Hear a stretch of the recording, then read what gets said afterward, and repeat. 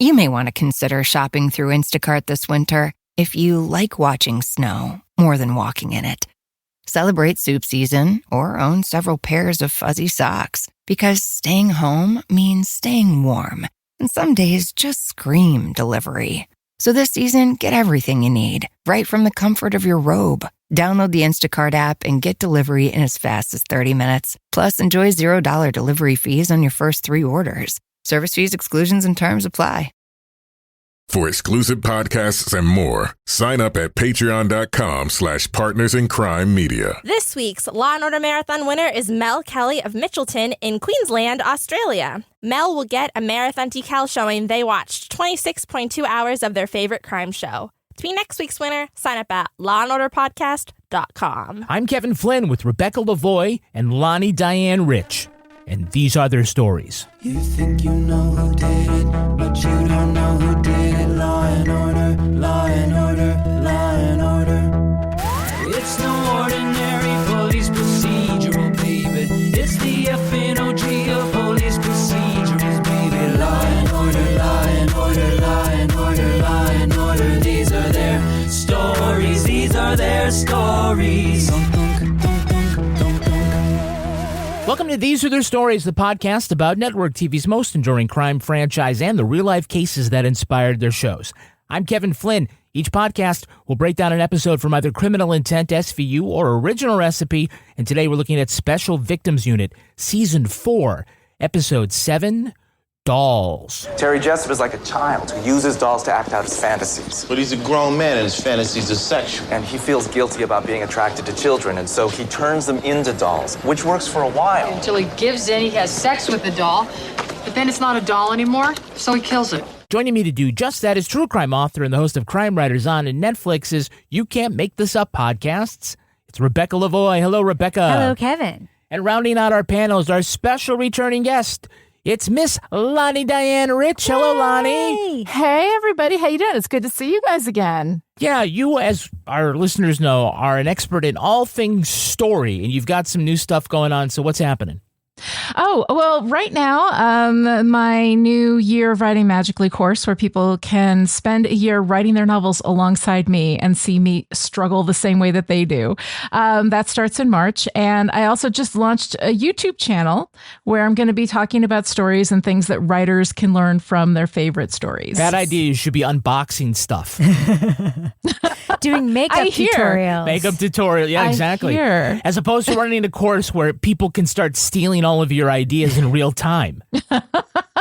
Hey, you know what? That's the risk of being a creative in this world, right? You just got to do. What am I going to do? Not write? No. Well, I mean, you get a job but I don't want to get a job either. So. Yeah, if I was hireable, then I wouldn't be doing this. Anybody looks at a transcript from any of these podcasts, and I will not get a job anywhere. You'll never get hired again. Nope. No. Yeah, there's no way. Change my name. You got to make this work, Flynn. Yeah. Yep. So I know that you love all things Marvel Universe, and we have somebody in this episode who is going to be in the movie Thunderbolts. We'll talk about him soon. But I want to know, why don't people look down on men for liking superhero movies the way they look down on women for liking true crime? Misogyny? Like, isn't that always the answer? Like, it's basically ingrained. Yeah. Okay, well, Next question. As long as we were clear on that, I just... As Kevin likes to say, women like stories that are twisty, turny, and that maybe they can relate to. Men like stories where other men can fly. I think I enjoy the stories where guys are flying around too. Like, I think that there's value to all of it. It's just that, like, culturally, we tend to not associate the same values to things that appeal to women the way that we do to things that appeal to men. And that's just because too many men are in charge and we have an imbalance of power. And someday, if we could address it, it could happen. I remain ever hopeful. There's always this, this implied snobbiness to it, or that it's a character flaw for these people because women are the victims in the true crime. So why would you like that? Why, as opposed to guys who are apparently all about World War II. Yes. All right, now let's take a look at the first half of this episode. Special Victims Unit, Season 4, Episode 7, Dolls. Well, the mummified body of a 6-year-old girl is found in a garbage processing facility. Benson and Stabler learned the unidentified child was strangled and raped and held for weeks after her death. And she has blonde synthetic hair wrapped around her fingers. I'm sending the fibers over to the lab to be checked against the FBI database. We at least know how long ago she died? Based on the insect activity, I'd say between 6 and 8 weeks ago. Judging from the mummification, the body was kept in a cool place. The garbage came from a dumpster in Harlem. Hoping to draw out a suspect, Cragen suggests staking out a candlelight vigil for baby Cherish Doe, because Jane Doe just isn't personal enough. At the vigil, Finn spots a woman who thinks Cherish might be her missing daughter.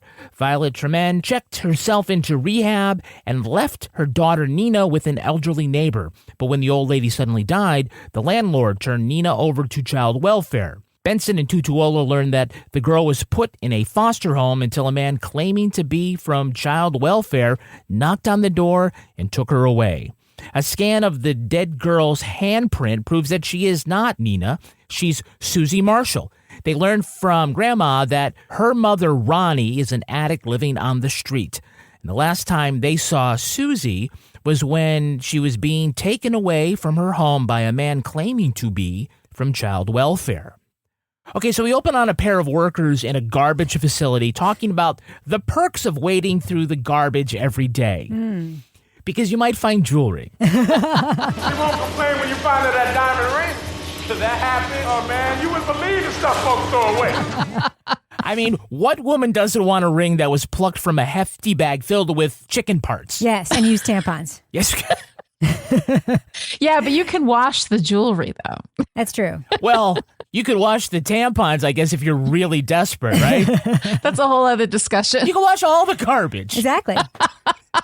I mean, it is floating around in some kind of liquid that has been seeping and leaching from it. So, and it's important because at one point the garbage guy turns and he turns something over and he's like, "Oh, that stinks.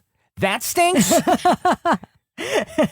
You're ass deep in junk juice and you're like, suddenly your nose can't take it anymore. It tastes worse than all the kitty litter box waste that's in the garbage, apparently. Well, maybe you get a sense for it. Like, it's possible that they just get like desensitized to the regular level of smell. Yeah. And then as you have expertise in certain areas, there are things you'll notice that like other people will not. So I maintain, like a sommelier of garbage. Yeah, I maintain that there's an expertise involved in all of these things, and that maybe he's got like a very sensitive, very specific sense of smell. Cutting through the dirty diapers is a sousance of Edam cheese. And mummified child. Like, oh, yes, that's a new one. So they're trying to identify the dead girl, and Warner has 2 bits of information for Benson and Stabler. One that will surely come in handy, which is that the child's teeth were messed up because she sucks her thumb and doesn't have braces at age 6. Yes, like we all did. Like we all did immediately. Mm-hmm. And the other is that she likes to skip rope because the toes of her patent leather shoes are really scuffed. Mm-hmm. So someone who has never worn patent leather shoes and slipped in a hallway or pinched their ankle by, walking thinks this is the ideal footwear for double dutch. Oh, wore down the tips of those shoes. Kevin, you would have rubbed your foot raw long before you ever skipped. Kevin, you missed a vital detail about this corpse. Oh, what is that? That its arm is from Spirit Halloween and not a human being. Like, what's that? And it's obviously a plastic arm spray painted gray with mummified color. With like a skeleton hand. And it's like, she's a fighter. And it's like, what? That's a Spirit Halloween arm. Did not fight anybody. So in a naming convention that apparently does not need to be run through a committee, the forensic anthropologist has taken it upon himself to name the child Cherish Doe because Jane Doe was too impersonal, which is exactly why they use the name Jane Doe. We want people to fall in love with this corpse, Kevin. We want them to feel warm feelings about it. A girl with pigtails deserves so much more, Lani. Yes, she does. But this thing is a real scientific technique. In order to get usable fingerprints... The fingertips were too shriveled. So you cut her hands off? I disarticulated them They're soaking in embalming fluid to reinflate the tissue, hopefully enough to roll a print. And as we hear in the story, it's a little gruesome because he has to cut off the hands to do it. But did he really need to cut off both hands? Could he have cut off perhaps one finger? But I think that when you're at the point of dismemberment, I guess like knowing that not all of maybe not all of the fingers are going to come through, you have 10 chances for it to work. Yeah. Well, Lani, if a thing is worth doing, it's worth doing well. How you do anything is how you do everything. I feel like the second one was just for him. So they used the other garbage found near the body to deduce where the child was dumped. And there's trash from a nail salon, a burger joint, a fish joint, and a coffee shop. So the mall. Actually, it's like one of those drive-thrus that has both a Taco Bell and a Long John Silver in it. It's just that. It's just that. Just that. So Cragen hopes they might lure the killer to a candlelight vigil being held for Cherish Doe. So for the first time, the police go undercover by putting on their uniforms. Walking around in uniforms. Apparently they want the killer to see them walking around. But at the same time, they have a surveillance camera hidden in a bush with a glowing red light on it that everybody could see. So are you high profile or low profile? I don't get this. I think everyone is so distracted by the look of Ice-T in a police uniform that they're not going to notice anything else around them. Yeah. It's not until now that we realize that all this time, he does not have a regulation haircut. He's actually been a cop this whole time. My God. Well, I love Ice-T. Don't come for Ice-T, man. I'm going to have a lot to say about him. Yeah, I love he's fantastic. Him, but he looks hilarious in a police uniform. Yes. Oh, you mean as opposed to when they dress him like a bank teller, a trainee? A deconstructed bank teller. With a three-piece suit. A car sales manager. 2001 in a three-piece suit. Come on, man. But Finn does locate this mother who seems all out of sorts, and that is Violet, who thinks the dead girl might be her daughter. But she's not sure because her husband is dead, and she got hooked on painkillers and had to go to rehab. So her plan was to leave Nina with an elderly neighbor for 6 weeks. Talk about that smells. But Jesus, Kevin. Yeah. But she did this 100% believing that the old woman would not die from doing round-the-clock care of her snaggletooth rope-jumping child. I would call that foreseeable. Yeah. Yeah. By the way, does this daughter have an alibi for the death of the old lady? Oh, Jesus. Are there jump rope marks around her neck? Patent leather shoe prints on her neck from where she held her down. All right, so we have a very special guest star. It's our very special guest star, Ms. Gloria Reuben. Yes. Yay! Playing Violet, the mother of Nina. She is a 2-time Emmy nominee. She is best known as Jeannie on ER. I saw Cherish Doe on the news. I had to come here and she might be my little girl. She looks just like my Nina. And she is currently on CBS's Elsbeth, which revolves around a quirky, colorful dressed female civilian with a brilliant mind brought into a police department to irritate detectives and help solve murders. That chick from True Blood, right? Yes. Okay. All right. After she left ER, she went on tour as a backup singer for Tina Turner. Yes. She told Oprah that she left ER to be a backup singer for Tina Turner. I don't see a fall into play. Yeah. Yeah. Oprah asked her, you left a hit show for that? And she's like, wouldn't anyone leave a hit show? Yeah, I don't know anyone. Clooney didn't do it. That's a once in a lifetime. I would think it would be a once in a lifetime opportunity. And no foul on that play. Yeah. Apparently she met Tina Turner backstage at something and they started talking and Tina said that she should come over and audition. And to me, that just feels like us saying, hey, we should get drinks sometime. And then all of a sudden the dude actually texts you and you got to go have drinks with him. You're like, I was just being polite. I was trying to get away from you. Yes. Yes. God damn it. Well, we get to see somebody before they were famous. Before they were famous. Who is playing doll-loving Terry Jessup? Oh, God. Well, that's David Harbour from Stranger Things. Well, she'd hit me if I touched them. She said that I'd break them. Boys are too rough. Boys can't be trusted to handle fragile things. But sometimes when she was really happy, She let me dress them up. I was very careful not to break them. Yes, two-time Emmy nominee David Harbour, 5 Law & Order Universe appearances. As you say, he is best known now as Chief Jim Harper from Stranger Things, the guy who can knock people out with one punch. Not to mention Lily Allen's ex-husband. Oh, yeah. Yeah. Did not know that. Well, put a pin in that because I do want to just point out that you will see him as Red Guardian in the Marvel movie Thunderbolts and the upcoming TV series My Dentist's Murder Trial. I like that sound of that. Mm-hmm. But as you say, David is currently separated from his wife, singer Lily Allen. They split when she discovered his profile on a dating app for celebrities. Wow. Oh, interesting. A dating app for celebrities. That's Raya, right? Yes. Yes. What do you know about Raya? It's for rich people and celebrities. Literally everybody knows that. We have a friend on it, actually. Why? Okay. All right. His initials are... Ooh. He's not on it anymore. He's not on it anymore. These two actually met on the app and then deleted their profiles when they got married. But David's app reappeared a month ago. Yeah. Not a lot of follow-up questions on what you were doing on the app, Lily. Clearly checking up on the man. Oh, yeah. That's that. Oh, no, I was just looking up on you. I have something to say about this relationship, okay? Yeah.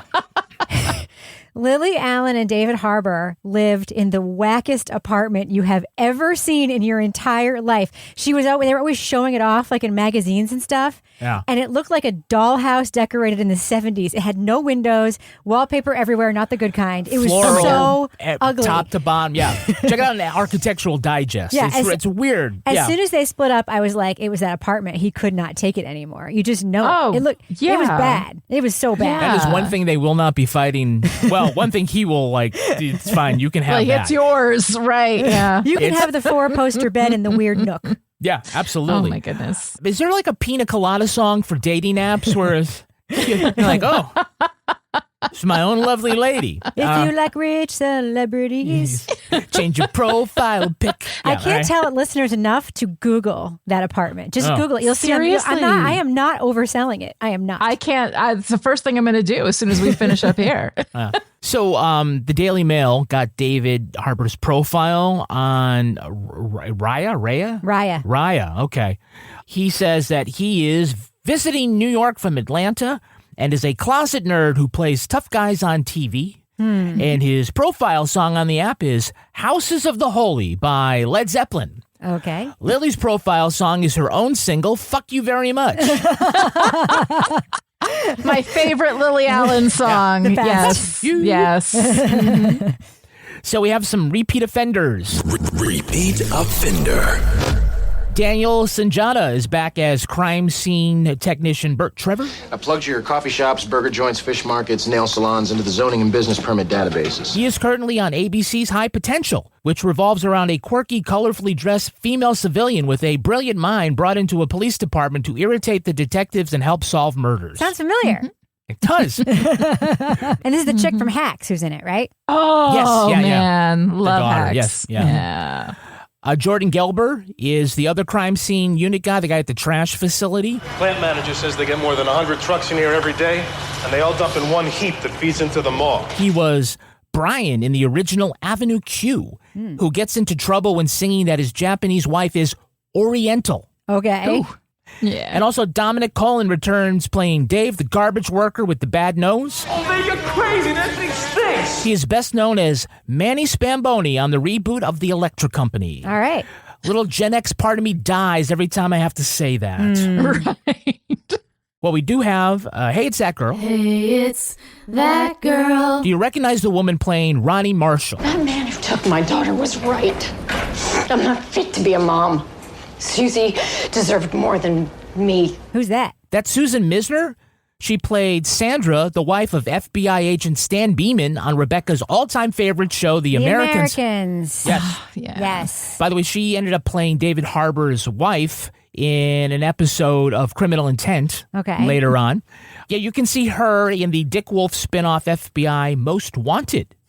And also Raya. And also, she's also on Raya. What is her profile song? Not the Pina Colada song if she's married. Right. She also was the FBI's forensic accountant in the show Billions.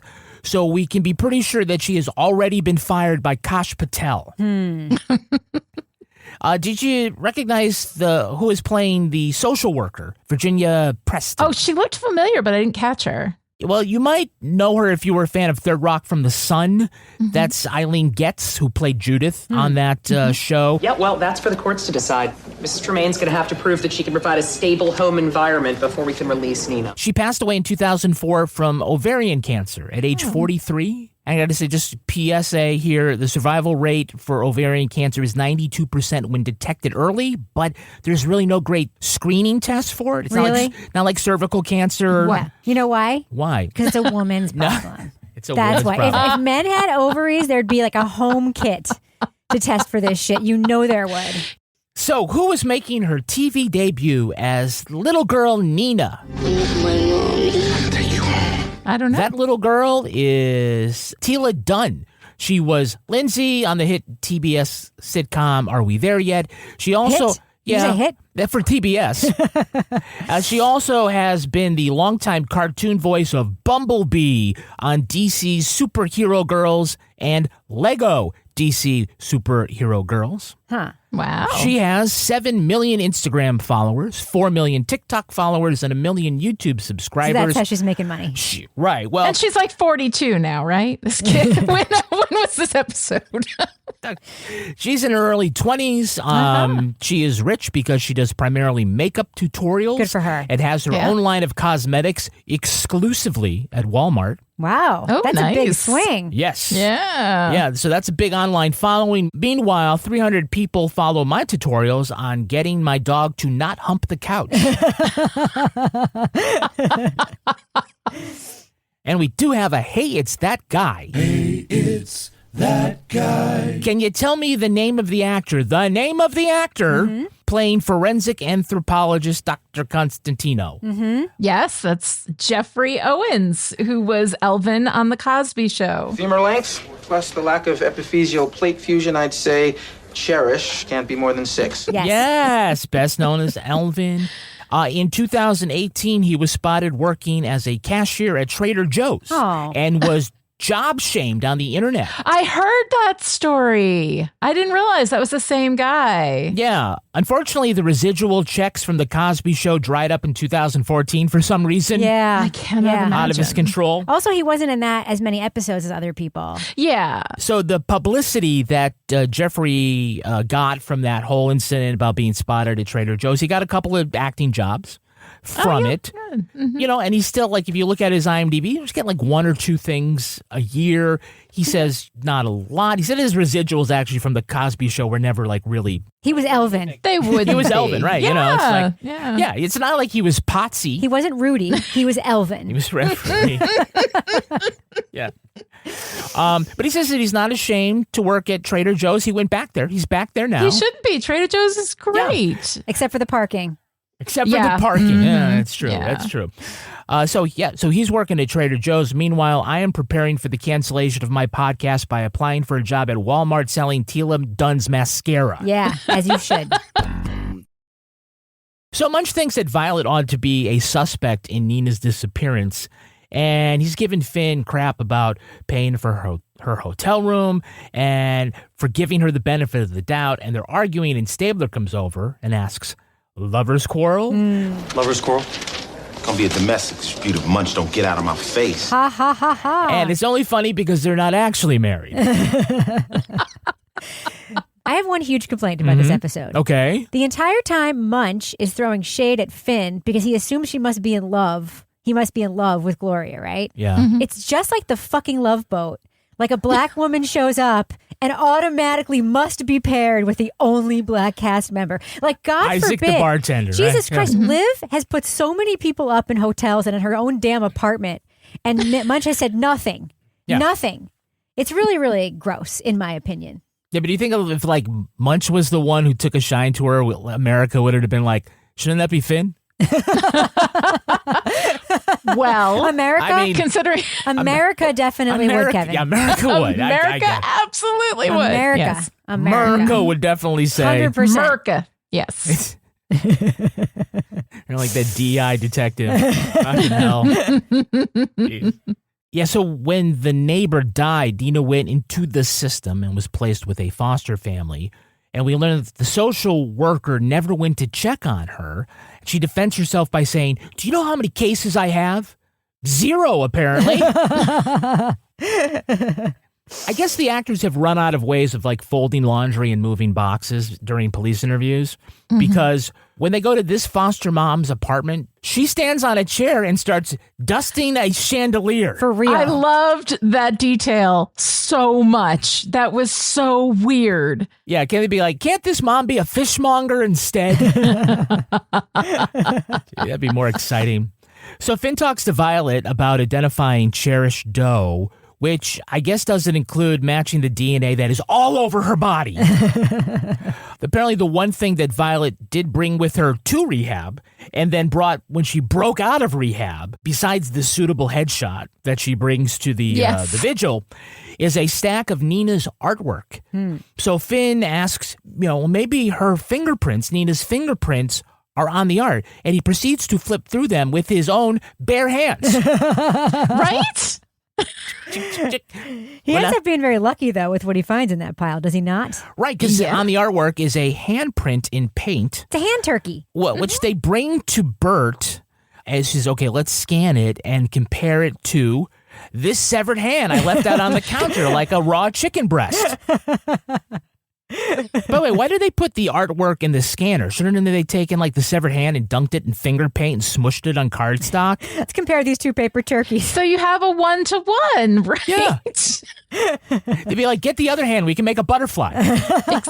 Oh, God. Now let's take a look at our portfolio on Acorns. Oh, Acorns, yes, right? Yes. Okay, so you don't need to have an expert in investing. Acorns will recommend a diversified portfolio that fits you and your money. So we've been using Acorns for quite some time. More than a year. What is Acorns? Acorns is an app that allows you to automatically deposit roundups from your purchases and additional money automatically every week. It just goes into your investment portfolio and you don't have to do a thing except watch that money grow. It's a great opportunity for your money to grow. Basically, what you do is you set up your investing. See this here? Yeah. This shows you everything that I've invested in my investment account, everything I've invested in my SEP IRA, which also allows me to do. And if I tap on the investment, it would bring down... Oh, look at that. Yeah. I like how in the app you can select what level of risk you want to take. And depending on your investment goals, that's how you pick that. But you know what I really love, Kevin? What's that? Acorns has all these partnerships with places to shop where a little thing will pop up and say there's an offer to get 2% of this purchase deposited into your Acorns account. And I just started using that a few months ago. And look at how much I've already had deposited just because of shopping at places I was going to shop anyway. Oh, yeah. All these major retailers here. This one's like 2%. This one's like $5. Yes. Yeah, okay. This travel site is 3%. So head to acorns.com/stories. Stories. And download the Acorns app and start saving and investing for your future today. Paid non-client endorsement. Compensation provides incentive to positively promote Acorns. Tier 2 compensation provided. Investing involves risk. Acorns Advisors, LLC, an SEC registered investment advisor. View important disclosures at acorns.com/stories. You may want to consider shopping through Instacart this winter if you like watching snow more than walking in it. Celebrate soup season or own several pairs of fuzzy socks because staying home means staying warm.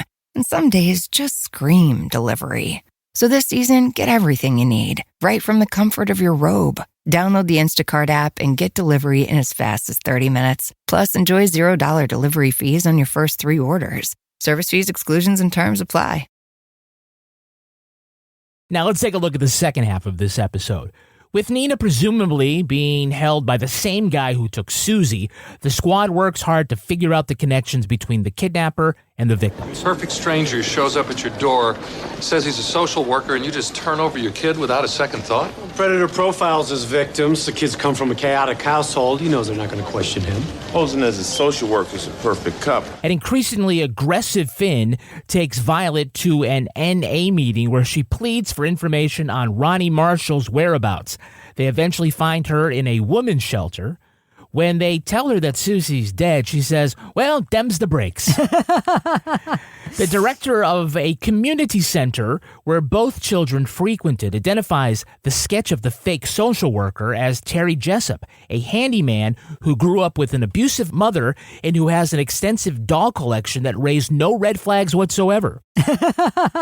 So the crime lab identifies that those blonde synthetic hairs as belonging to a rare doll, which you only can buy in 3 stores in New York City. Of course. So the owner lures Terry in with a promise of a rare doll, but the detectives follow him from the store back to a secret storage container doll workshop. But Nina is not there. Under interrogation, Jessup explains that his mother only let him play with her dolls when he was good. He says he took Nina and Susie because they had bad mothers, but he won't say what actually happened to Nina. That's when Violet confronts him to prove that she is actually a good mom. A tearful Jessup discloses the location of his other home, where Finn finds Nina in a secret compartment and safely returns her to Violet. Okay, so they get a tip that Ronnie hung out at the Starlight Lounge, and the bartender thinks he's got a very helpful clue. He turns to a patron and says, hey. You banged that skanky chick once, right, Ronnie? The one with the scar? Oh, don't remind me. This bitch boosted my wallet. Dude, you're face down sleeping in a bar in the middle of the day. You're the skank. More judgment. Just more judgment. Yep. Just because she had a scar on her face, she's a skank. That's right. There's a woman in a shelter, by the way, that they're talking about. Right. They're calling her junkie. They're just saying all these horrible things about her. She's literally sleeping in a shelter. For God's but sakes. good enough to sleep with, though. Good enough for this bastion of the absolute height of society who's in the dive bar in the middle of the day and can barely keep his head up. Yep. So eventually they get a suspect who is Terry Jessup, a guy with a weird fixation on dolls. So they bring in Wong. Bring it Wong. He's not wrong. And he explains that he talks about the sexual nature of the dolls and like why, it might be symbolic to him and like why it's weird. And that's when Bert walks in with a cardboard box full of dolls that he dumps on the desk with no follow-up questions. Check this out. Moving in? My own doll collection.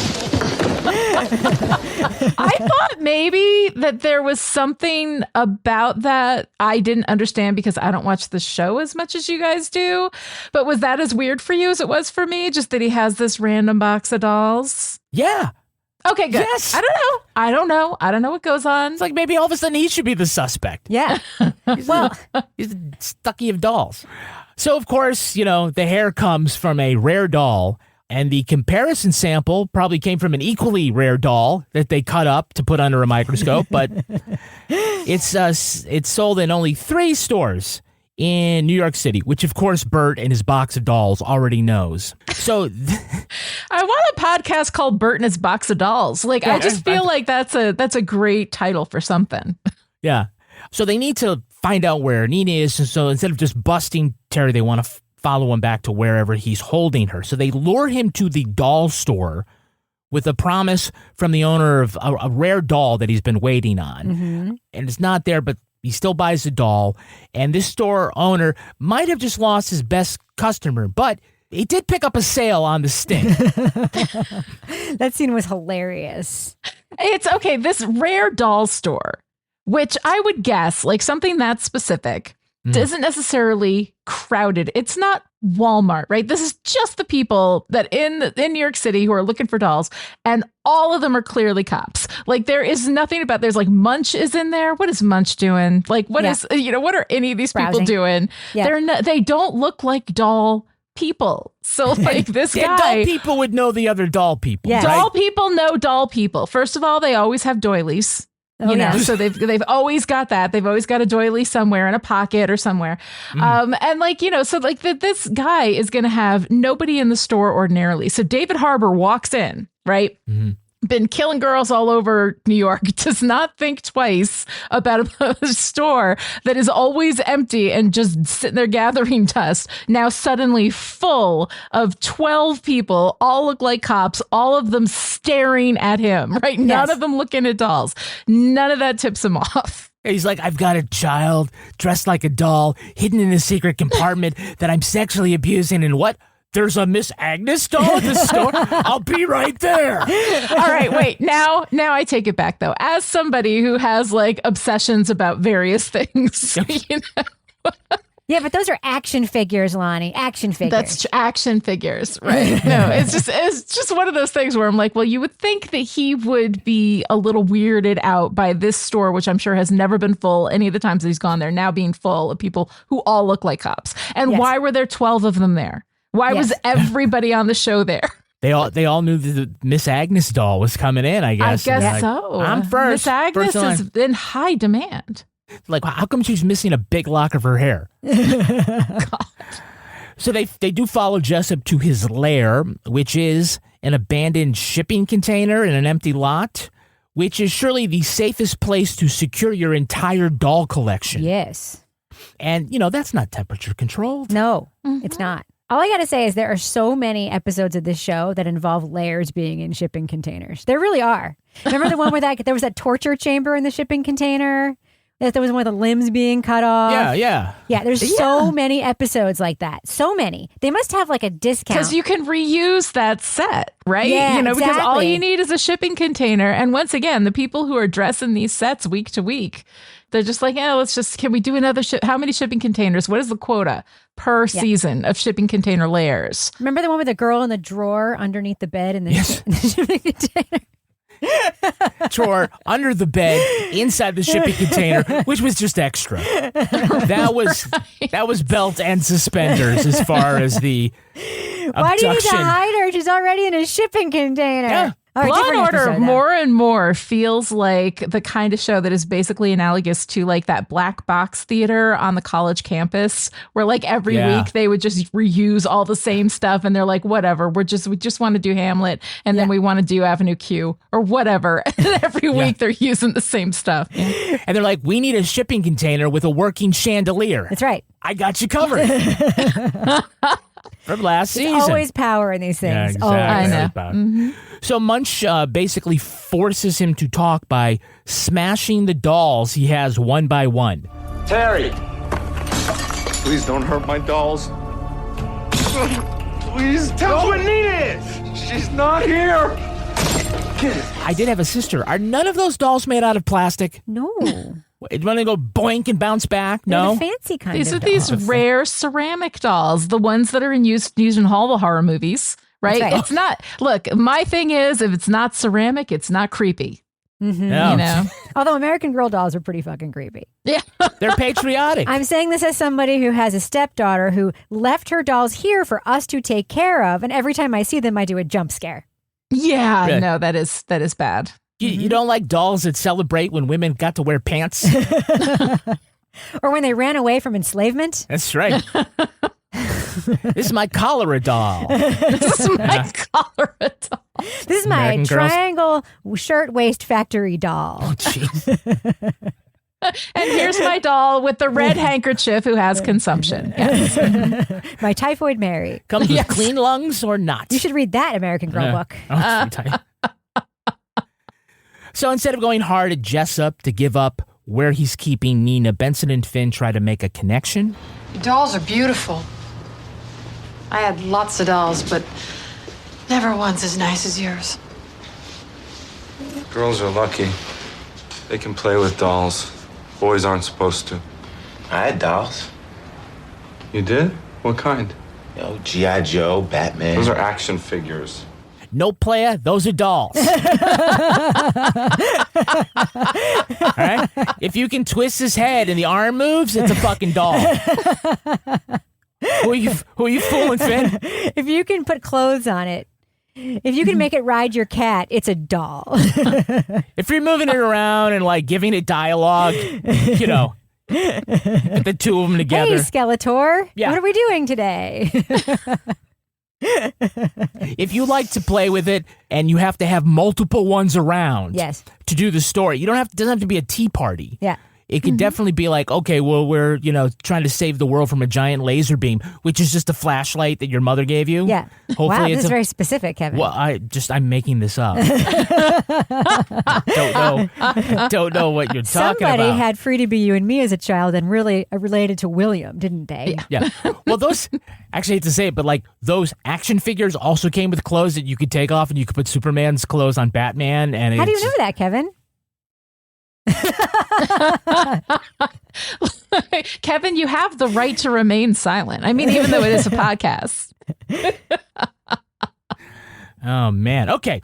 So I've given up on understanding how an evil person is able to both find in an apartment that has access to a secret basement through a coat closet and find a shipping container with electrical sockets.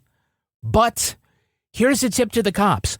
When you go into the apartment to find the missing girl, you don't need your flashlights. Turn on the light. Always. Always with the flashlights. They'll walk into a lit room and be holding flashlights. They walk in everywhere with flashlights. It's like turning on the lights would ruin the evidence. No, tripping over the evidence would ruin the evidence, guys. It's wild. Lani, there's a whole generation of young people who are living in their parents' basements because they can't find an apartment. And this guy's got two that are super specialized. Mm-hmm. Yeah, and what does he do? He used to be the maintenance man at a community center. Remember? Yeah. Like for a job big bucks in New York, where the shipping container, one corner of the shipping container will cost you $2,300 a month, right? Yeah, he's not spending that money on clothes. Nope. The Agnes doll does not come cheap, right? Nope. No. You gotta pay for that. She's special. She's special. Yes. Absolutely. You may want to consider shopping through Instacart this winter if you like watching snow more than walking in it. Celebrate soup season or own several pairs of fuzzy socks, because staying home means staying warm, and some days just scream delivery. So this season, get everything you need right from the comfort of your robe. Download the Instacart app and get delivery in as fast as 30 minutes. Plus, enjoy $0 delivery fees on your first 3 orders. Service fees, exclusions, and terms apply. All right, let's take a look at the real-life story that inspired this episode. It's time for Rip from the Headlines. You think you know who did it. You think you know who did it. But you don't know who did it. You don't know who did it. Rip from the headlines. Some plot points share similarities with the 1991 investigation into an unidentified child known only as Baby Hope. The child's body was found in a blue cooler alongside Manhattan's Henry Hudson Parkway. She was so badly decomposed, they had no way to identify her. Her body was exhumed for DNA testing in 2007 and again in 2011. But the case remained cold. In 2013, detectives received a tip that Baby Hope may have been 4-year-old Angelico Castillo. The girl's parents were undocumented immigrants. When they split in 1991, her father took 2 of the 3 children. The mother assumed he'd legged it to Mexico, but he actually left Angelica with his cousins in Queens. 2 decades later, Conrado Juarez confessed to molesting and smothering the child. His sister Balvina helped him dispose of the body. Juarez changed his plea to not guilty, saying his confession had been coerced. Conrado Juarez died of pancreatic cancer in 2018 before his case could go to trial. Angelica Castillo was given a proper burial under a tombstone paid for by the police officers.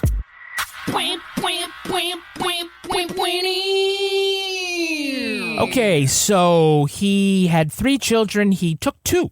Yeah. And left 1 behind. Uh-huh. So I can, forgive the excuse of, I thought you had her.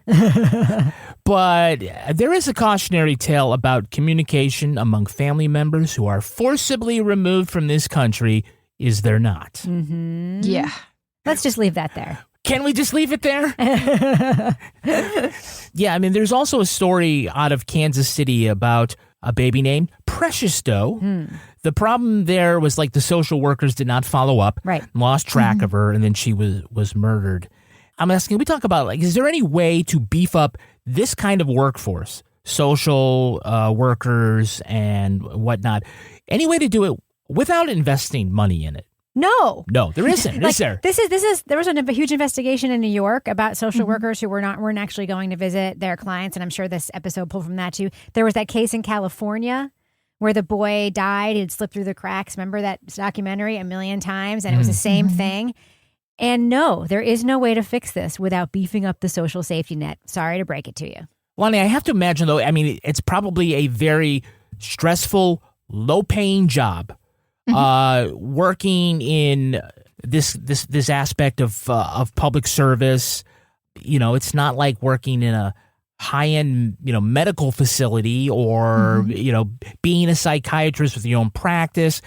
I'm certainly sure they're well-intentioned, but just the common through line is they're just overworked. There are too many people who need the service and too few people and resources to do the job. Like my mom was a social worker, and during college summers, I would work with her at a school for these kids that had been left behind, fallen through the cracks, terrible things.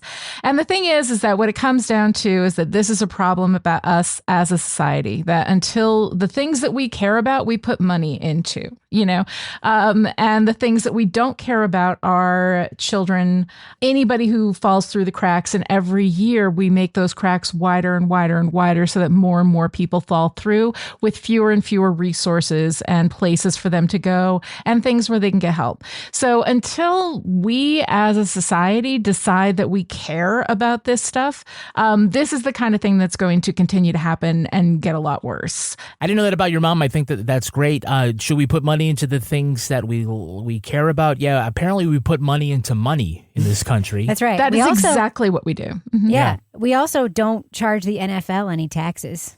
Like it's a nonprofit. It's $1 billion nonprofit. Yeah. Right. There are things that just like people paid a little bit to exist in America like we do. We could fund this stuff. Yeah, we're a very broken society. It's not that the resources are not there. It's that we don't as a group care enough to make that happen. And until we decide that we don't want to make the cracks that wide and we start as a community pulling together and stop having a really individualistic mindset about everything, that everybody's out for themselves and we start being out for each other, we're going to continue to see these things happen. If we pull away the resources from these efforts, not just children's social services, mental health, addiction services and recovery services. Homelessness. Addiction is not a crime. Yeah. Right. Like addiction is not a crime. It's a disease. Treat it like that. Yeah. Right. And we need to treat it. We don't have the workforce to satisfy it. Same thing with mental health. Don't have enough of a workforce. If you turn it off, you can't just turn the spigot back on later on when you're, okay, now we've decided to cut a check. It's all fixed. Yeah, right. It's all fixed. It's all fixed. Well, it's never going to be fixed. That's the thing. It's human nature. That's fine. Like Lani says, we have to identify, we have to recognize that and recognize it without judgment. Saying, okay, we need these things. We're okay making prisons. Yeah. If we were able to properly fund addiction services and mental health services and whatnot, we wouldn't need the prisons as much. Well, we don't need to criminalize addiction. Like we're criminalizing a chronic health issue, a mental health issue. And so if we do that because people who own prisons make a lot of money out of everybody being thrown into prisons. And so we have a real problem with that.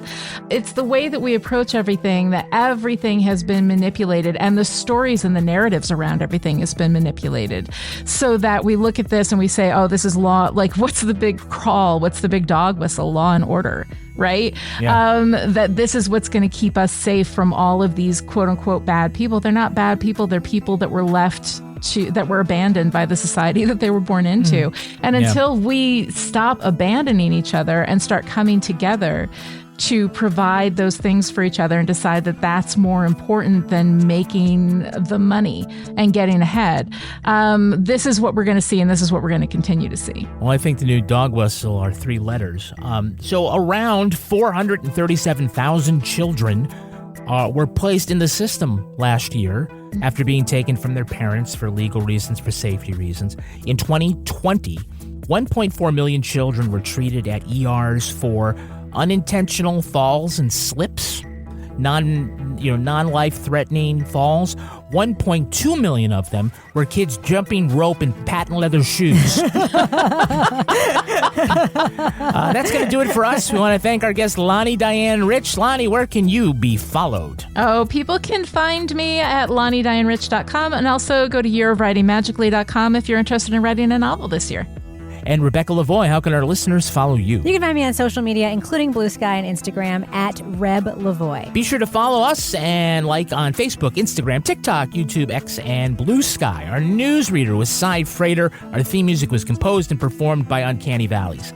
Content assistance from Travis Roy. Lily Flynn handles promotions. All clips in this podcast were used in compliance with the U.S. Copyrights Act, fair use exemption for criticism and commentary. Go to lawandorderpodcast.com and sign up for our newsletter for a chance to be our next Law & Order Marathon winner.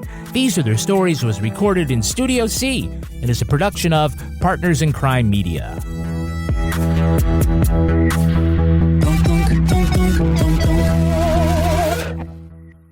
Partners in Crime Media.